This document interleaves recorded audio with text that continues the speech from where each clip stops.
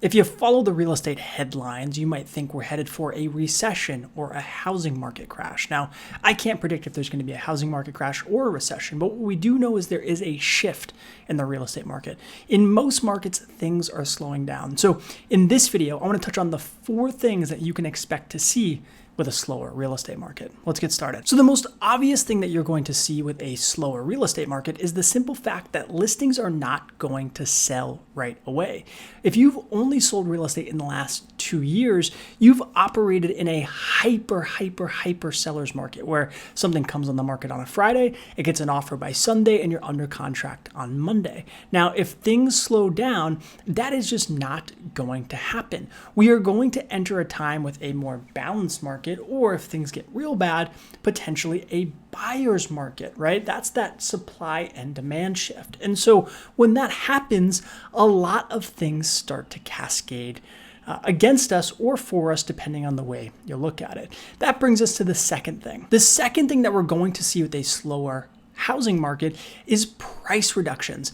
Up until this point, everything that's hit the market has pretty much sold for asking or above asking in a lot of different markets, right? Sellers could just name their price and they would probably get it, or maybe they had to do a little bit of negotiation. Well, listing agents are going to have to start to do more work because there are going to be price reductions. It didn't always used to be that if you took a listing, it was the easiest job on the planet. For a really long time, and we're probably headed there again, a listing meant that you had to actually market the property. You had to price it correctly. And if you didn't, you ultimately ended up with price reductions, which potentially means an unhappy client or a tough conversation in the very least. So be on the lookout in your market. Are you starting to see things stay on the market longer? And are you starting to see some of those price reductions? Again, listings aren't always just easy money.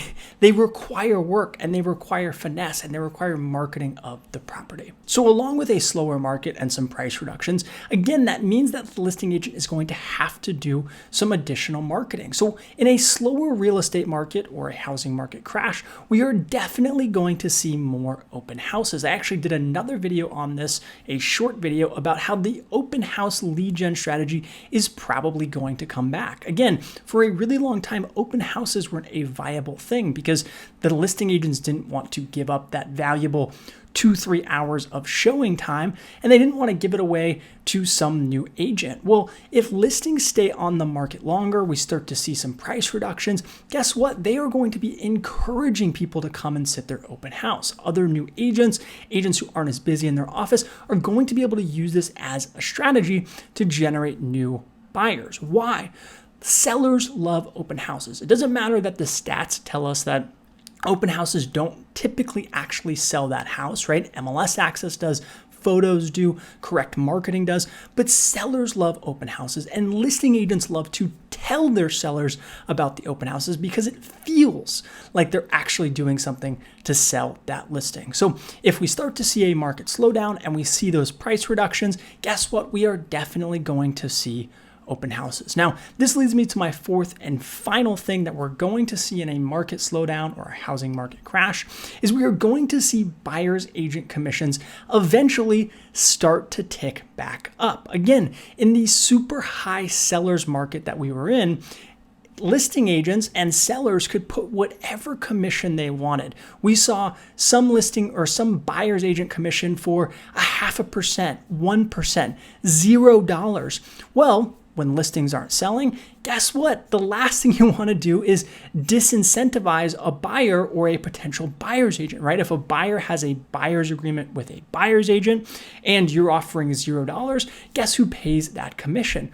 The buyer. So now we're going to see commissions start to come back up to a more reasonable level, 2.5%, 3%.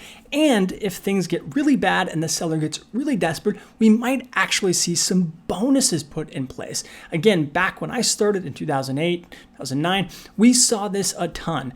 $1,000 to the agent who puts us under contract in the first week, or $2,500 for a successful closing, right? Incentivizing agents to show that house and bring a potential buyer. Again, when the supply and demand dynamics shift, everything starts to shift with it. I hope you found value in this video. If you did, give it a thumbs up, consider subscribing, drop a comment below if you have any questions, and I'll catch you on the next one.